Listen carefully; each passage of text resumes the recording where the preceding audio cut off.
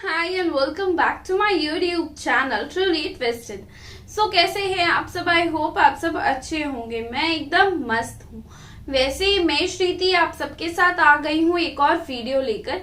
ये वीडियो है world affairs का। ये वीडियो का टाइटल है Xi Jinping shocked over airplane crash in China, Chinese citizens call it conspiracy. Oh my God, plane crash हो गया, वो भी चाइना में। वैसे भी चाइना का माल टिकता कहाँ है?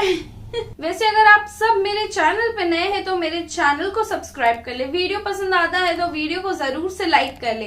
तो चलिए फटाफट इस न्यूज को देखते हैं। So guys, let's begin the video. आज के समय पूरा चाइना शॉक में है। स्पेशली चाइना के प्रेसिडेंट ने खुद ही कह दिया है कि ये यकीन नहीं कर पा रहे कि यहाँ पर हुआ क्या है। इन्होंने खुद यहाँ पर वर्ड यूज़ किया है कि ही इज़ रियली शॉक्ड कि किस तरीके से प्लेन क्रैश हो गया चाइना में। वैसे मैं आपको बताऊं तो ये 12 साल में चाइना का पहला मेजर सिविलियन एयरक्राफ्ट क्रैश है। हुआ यहाँ पर क्या कि बोइंग 737 जो ऑपरेट कर रही थी eastern China airlines, eastern China China की एयरलाइंस है, बोइंग 737 ये लोग फ्लाई कर रहे थे और अचानक से चाइना की ही धरती पर ये प्लेन क्रैश कर गया। यहाँ पे बताया जा रहा है कि 137 लोग ऑन बोर्ड थे, सब के सब मारे गए। अगर यहाँ पे आप सोच रहे हैं वेट अच्छा, तो बोइंग 737 यहाँ पर इन्वॉल्व था। इसके तो बहुत सारे क्रैश हुए हैं पिछले कुछ सालों में। इसको तो डिक्लेयर कर देना चाहिए फ्लाइंग कॉफिन है। इतने लोग मारे गए हैं इस मॉडल की वजह से। देखिए, मैं यहाँ पे एक बात क्लियर कर दूं कि जो प्लेन चाइना में क्रैश हुआ है ये बोइंग 737 है। इसको बोइंग 737 मैक्स से कंफ्यूज मत कर लीजिएगा। बोइंग 737 मैक्स के बहुत सारे एक्सीडेंट्स हुए थे, फिर इवेंचुअली इस पूरे मॉडल को ग्राउंड करना पड़ा दुनिया भर में। फिर बोइंग ने यहाँ पर कुछ चेंजेस किए हैं। वैसे आप अगर देखें तो बोइंग 737 बहुत हद तक सिमिलर है ये इसके मैक्स वेरिएंट से, मगर इसका सॉफ्टवेयर डिफरेंट है। बोइंग 737 रिलेटिवली सेफर माना जाता है। पिछले कई सालों में इसका कोई मेजर क्रैश नहीं हुआ है। उसके अलावा आप अगर देखें तो शी जिनपिंग का शॉक्ड होने का रीज़न यहाँ पर यह भी है कि चाइना में ओवरऑल जो सिविल एयरलाइनर एक्सीडेंट्स है बहुत कम हुए हैं इतिहास में। आप अगर 1945 से लेकर 2022 का डेटा देखो तो इंडिया और चाइना दोनों देशों में ओवरऑल बहुत कम एक्सीडेंट्स हुए हैं compare to USA and Russia. ये आपके सामने एक लिस्ट है, यहाँ पे आप देख पाएंगे डेटा है। ये डेथ नहीं लिखी हुई यहाँ पर, ये यहाँ पे नंबर है टोटल सिविल एयरलाइनर एक्सीडेंट्स का। यूएसए में 1945 से लेकर 2022 तक 864 एक्सीडेंट्स। इसका एक रीजन भी है कि यूएसए में जो एयरलाइन इंडस्ट्री है ये बहुत ही अर्ली स्टेजेस से डेवलप हो गई थी। तो जहां पर बाकी कंट्रीज में एयरलाइन ट्रैवल बड़े स्केल पर शुरू हुआ 1990s में, यूएसए में ये स्टार्ट हो गया था 1960-1970 के आसपास ही। उसके बाद यहाँ पे आप देखोगे आपको मिलेगा रशिया, फिर है कनाडा, फिर Brazil, Colombia, UK, Indonesia, France, Mexico, फिर आपको मिलेंगे इंडिया और चाइना। इंडिया में टोटल 95 ऐसे हादसे हुए हैं। चाइना यहाँ पर 76 पे रुका हुआ था। अब अनफॉर्चुनेटली यहाँ पर एक और एक्सीडेंट जुड़ जाएगा 77। नाउ सिंस चाइना में इस टाइप के क्रैशेस बहुत रेयर होते हैं, चाइना की जनता अपने सोशल मीडिया पे आज के समय ये भी डिस्कस कर रही है, इनकी सरकार की तरह वो भी ऑब्वियसली काफी शॉक्ड है। चाइना की जनता यहाँ पर ये कह रही है कि देखिए, ऑब्वियसली जो ये क्रैश हुआ है पहाड़ी इलाके में हुआ है। ग्वांगशी नाम का एक प्रोविंस है चाइना का, वहां पर ये क्रैश हुआ। पहाड़ों में ही बिल्कुल क्रैश किया ये प्लेन।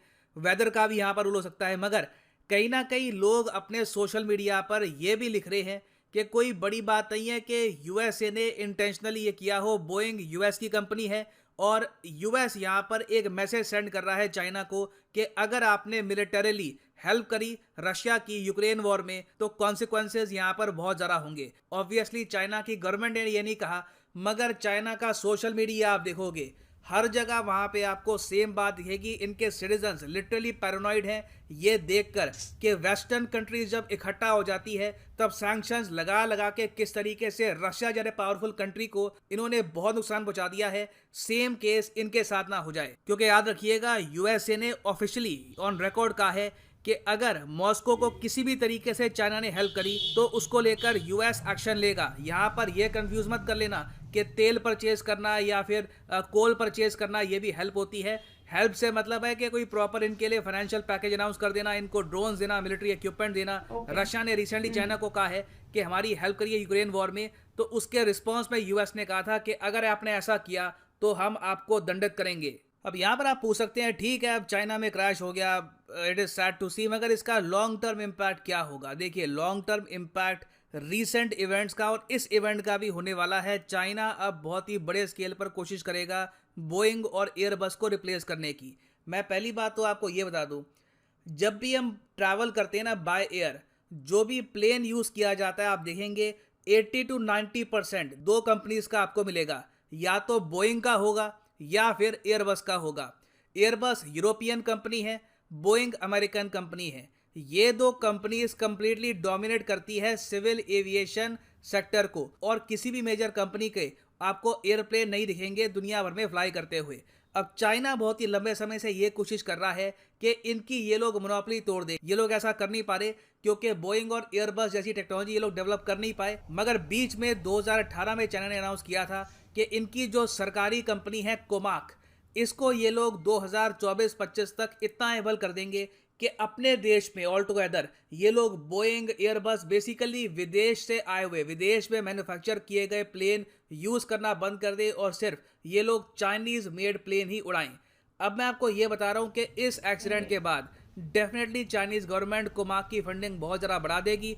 और कोई बड़ी बात नहीं है कि इन द फ्यूचर चाइना एक बहुत बड़ा जायंट बन के उभरे in the civil aviation sector. और एक बार ऐसा हो गया तो ये एयरप्लेन ये लोग प्रोवाइड कर पाएंगे रशिया पर। रशिया की भी जो डिपेंडेंस है वेस्ट और यूरोप पर, ये खत्म हो जाएगी। बाकी कंट्रीज को भी ये प्रोवाइड कर सकते हैं ये प्लेन्स, एशिया में, साउथ एशिया में। तो जो ये इवेंट हुआ है ये अपने आप में ट्रिगर कर सकता है एक larger chain of events in the near future.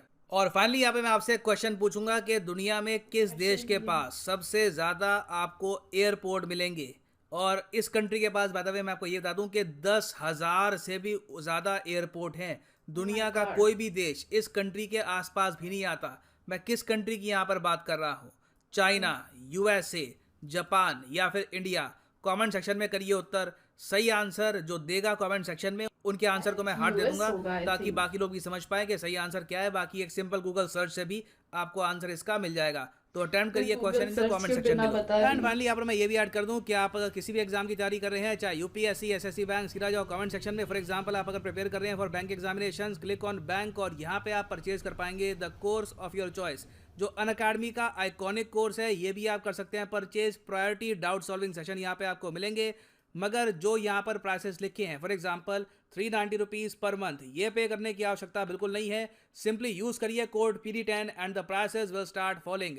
And for just 351 rupees per month आप 2 साल तक प्रिपरेशन कर सकते हैं बैंक एग्जाम्स की with Unacademy's iconic course. So use the code PD10 and save money. So इसी नोट के साथ ये है वीडियो का अंत। Thank you for listening and as always God bless you all.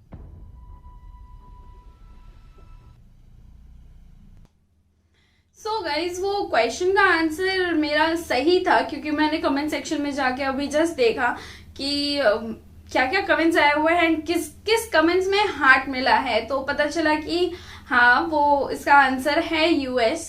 And वैसे भी ये वीडियो में प्रशांत सर ने एक जगह कहा था कि यूएस का सबसे पहला एयरलाइंस बेस्ड हुआ था एंड वो भी इंडिया से काफी पहले। एंड उस टाइम से वो लोग फ्लाइट्स वगैरह चालू कर चुके हैं। सो ऑब्वियसली बात है, जब सबसे पहले उनका वहाँ एरोप्लेन्स एंड ऑल चलना चालू हुआ था तो उनके यहाँ तो सबसे ज्यादा एयरपोर्ट्स होंगे ही। वैसे भी वो कंट्री बहुत बड़ी है, इंडिया के मुकाबले तो काफी ज्यादा बड़ी है, तो होना होना भी चाहिए इतने सारे एयरपोर्ट्स।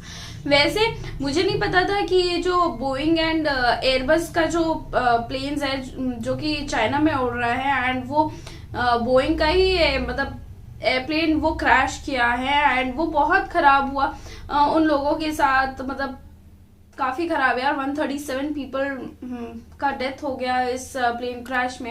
एंड वैसे इससे पहले जो बोइंग 777 मैक्स था उसमें भी बहुत सारे एक्सीडेंट्स हो चुके थे, तो आई थिंक ये अवॉइड करना चाहिए था ये फ्लाइट को। लेकिन बोइंग मैक्स और बोइंग 777 में डिफरेंस है जैसे प्रशांत सर बोल रहे थे, लेकिन है तो आखिर वो बोइंग 777 ही, चाहे वो मैक्स हो चाहे वो ऐसे नॉर्मल वाला हो।